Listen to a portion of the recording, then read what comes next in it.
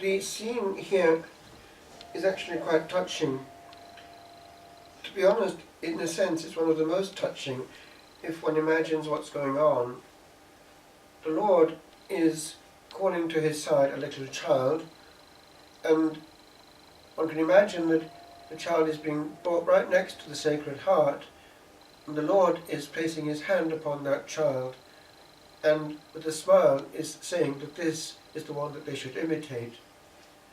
The child would have been changed forever by that embrace.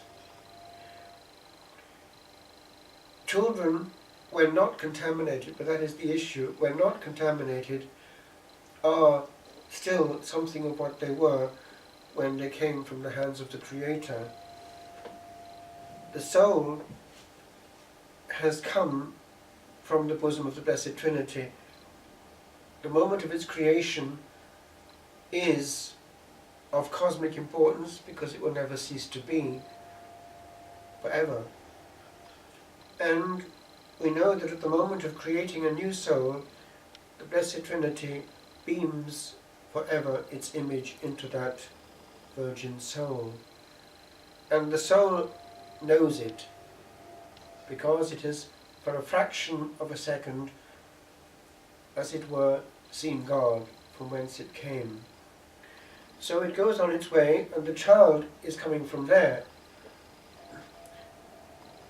We who have to do with the mystery of souls over the years know that a child who is very innocent is very close sometimes to the other side, and they can actually have experiences more than we think. And that's something which you'll hear from other priests from other cultures and countries too. The pure child is somewhat angelic. So the responsibility for its protection is massive.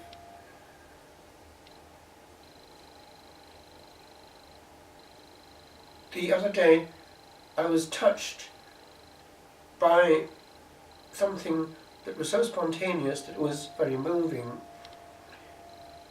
It was one of our youngest altar boys. He'd only be 5, but he was just so spontaneous precisely because of that innocence and trust. I was going to celebrate Holy Mass actually in the Old Rite in their house and to bless the house, and as soon as I appeared in the place we were going to meet the mother to guide me to the place, the little child jumped out of the mother's car straight into mine and had the instinct to be as close as possible to the priest. That's kind of just child knowing somehow it's as it were coming to Jesus. So he stayed there and tried to show me the way to the house. But then there are other things which are quite moving, and it takes me back to a talk that we were given when we were about 12 or 13 in school. It was the headmaster who would regularly invite one of the local clergy to speak to us, and this is a state school now, and we would always have a good talk from whoever he was inviting. And I think it was the Anglican clergyman this morning who gave this talk. When is a person grown up? And he went on to make us think, what is the factor? And after a little talk, he concluded, it's when a person wants to do good. And that's a profound analysis, because it shows how actually many people never grow up. Whereas this little angel of 5 was the one who, at the age of 5, having already served a long high mass at 1 o'clock on a Sunday, because it was Christmas Eve, pulled his parents all the way from way up in a different county for midnight mass in my place, and he served it alone, incense and all, with great concentration and sincerity. Now, if that's not being grown up, tell me what is. And comparing that with somebody who's not 5 but 50, still not married, going from one experience to another, letting down a girl each time, and on it goes, is he grown up?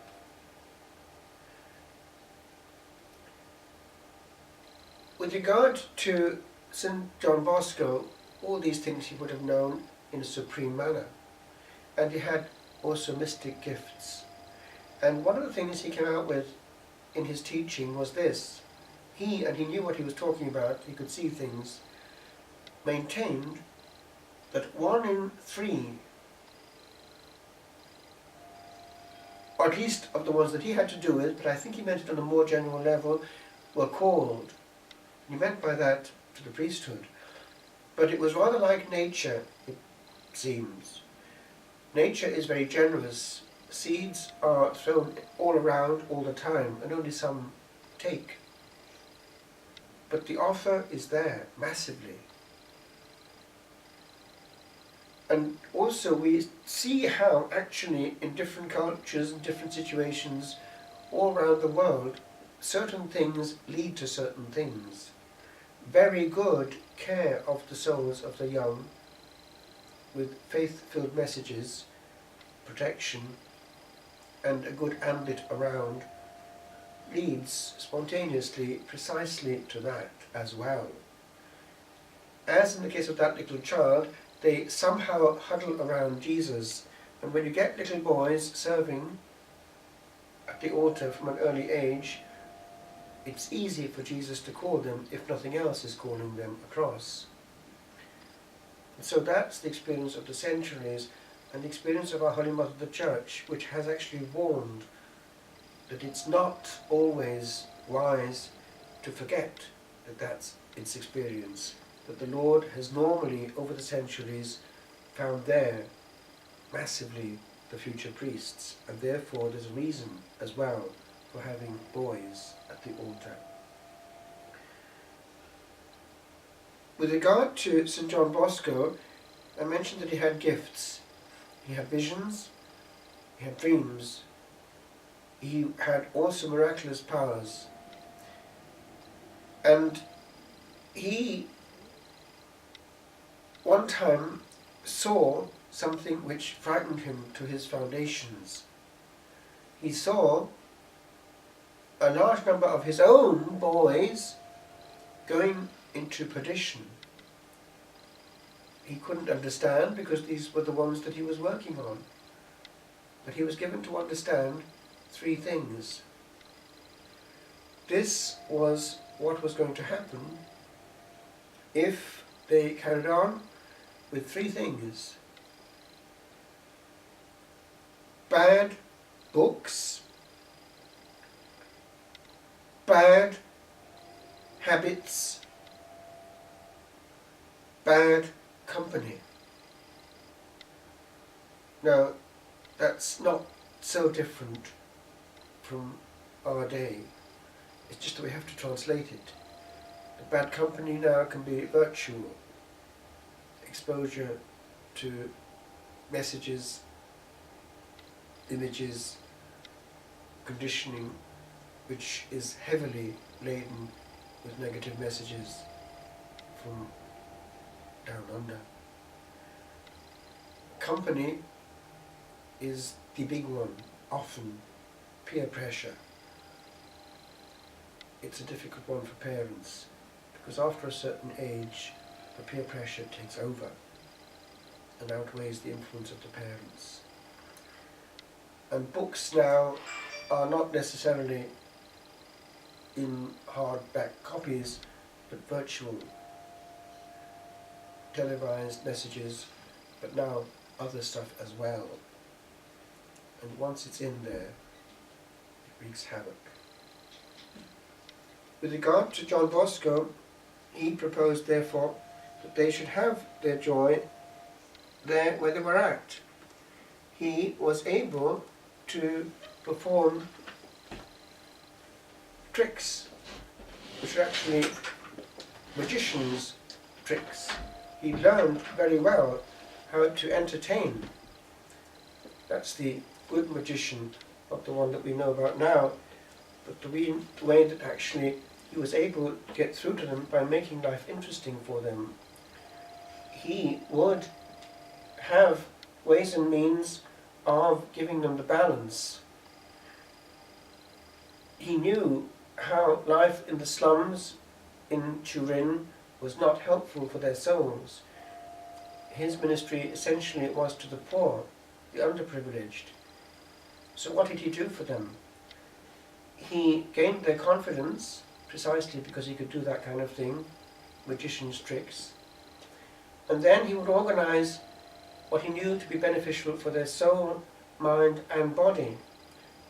Get them out of the slums of Turin, have days out in the country. They would start early with Holy Mass, and then they would have breakfast, and then they would go off and be in an atmosphere which in itself was healing. Nature heals. And they would have organized games in which he would be engaged, and therefore something that would draw them in their humanity and be an alternative to what else might be happening in the slums of Turin. And then they would come back and have Vespers in the evening. One day he was engaged in his ministry in the penal area because he was involved with the prison system in Turin and had the confidence of those in there. And he would go around and make sure that they all had confession with him. We even actually have a picture of that happening, because photographs were coming in at this stage. And he therefore would gain their confidence on that level as well. And one day he heard the confessions of all the boys in one of these severe institutions of correction, went to the authorities of the prison and insisted that they gave him all the boys for one day to do something they had never ever done before in that situation, a day out. And he guaranteed that they would be well behaved and would all return without getting lost. And he assured that they were all in a state of grace, and therefore he knew that was going to be the case. And it was. And a good time was had by all. And this spirituality he transmitted to his brethren in the order that he founded, the Salesians. He insists on the way in which correction should be done. It was done with firmness, but avoiding damaging penal ways of hurting profoundly a soul. And that is also difficult for any parent or educator. He insists on the dangers involved in going to the maximum and losing control, on his then changing personality and losing the soul with regard to the influence that the heart can have. That is also important even in the religious life if one is novice master or abbot. But one day he was shown the future. And here we have the mystic coming in on a larger scale. It was there was going to be a severe time ahead. He could see the church as a vessel on an extremely storm-tossed ocean. And he could see the figure of the Holy Father guiding it. And he saw that the ship was being kept from going under by going through between two columns standing in the sea. On the first there was the image of the Blessed Sacrament, the host, the monstrance, and on the other was Our Blessed Lady as Our Lady, Help of Christians, which was dear to him there in Turin. And the sisters that were involved with him were placed under her. And the way in which the ship was preserved was an indication of the way in which this was going to be its salvation. Those two pillars. The Holy Father, he saw, was assassinated, and then another one got up and took the helm straight away. People have questioned what this meant and for when it was meant. What we can retain is that it is strange that those two pillars are the very ones that are most attacked right now. And therefore the very ones that we need to cling to with greater energy than ever. The Blessed Sacrament is being attacked in every possible way. But Our Lady too is not always treated as she should be. Therefore we need to pray quietly and well the Rosary, not in a mechanical way, but in a way which consoles her. And the Eucharistic encounters too need to be that much more delicate. Let's ask for this grace, and also for the grace of being true pastors of souls, especially the little ones, in any way that Providence gives us ministry for the most delicate and the most pure of this planet.